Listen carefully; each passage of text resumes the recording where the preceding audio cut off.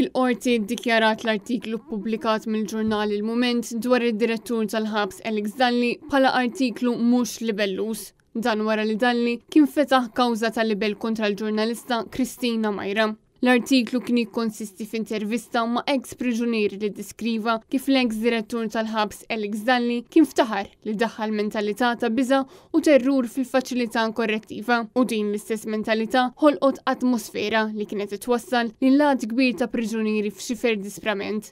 Tant li xi wħud ippruvaw itemmu ħajjithom bidejhom. Il-Maġistrat Rachel Montebello ikkonfermat li l-artiklu ppubblikat fid-29 ta' Awwissu tal-2021 mhux libellus u għaldaqstant ċaħdet talba għad-danni li saret minn Alex Dalli. Fl-istess artiklu dan l-ex priġunier kien sostna li jekk teħel taħt idejn Dalli ikollok inkwit kbir jew inkella tkun magħmula tiegħek. Wara xhur ta' kontroversi Alex Dalli kien issuspenda lilu nnifsu wara li l-gvern kien taħ kariga ġdida b'aktar minn 130,000 euro fis-sena f'salarju u benefiċċji bħala rappreżentant speċjali ta' Malta fil-Libja.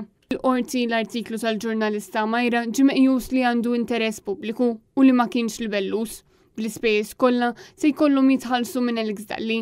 Għal-medja tal-Partit Nazzjonalista der l-avukat Peter Fenech, espert tal-qorti li kien inħatar biex ifittex esebiti li l-avukati ta' Keach Kembri kienu qalu li jebu kompla naqqas mill-kredibilità tal-ex Chief of Staff ta' Kastilja. Dan hekk kif il-mobile tiegħu instab f'borza tal-provi li għadha siġillata u mhux veru illi kien intilef. L-espert tal-qorti Keach Kutajjar Xed it-tnejn hekk kif kompla l-każ ta' ħasil ta' flus kontra Keach Kembri, l-ex Chief of Staff ta' Kastilja u li l-leminija tal-ex Prim Ministru Joseph Muscat. Il-każ ikompli fit-18 ta' Diċembru hekk kif il-qorti bagħtet l-atti tal-kawża lill-Avukat Ġenerali biex jiddeċiedi dwar jekk għandux jiġi ppreżentat att ta' akkuża jew biex il-kawża tinstema' mill-qorti tal-Maġistrat.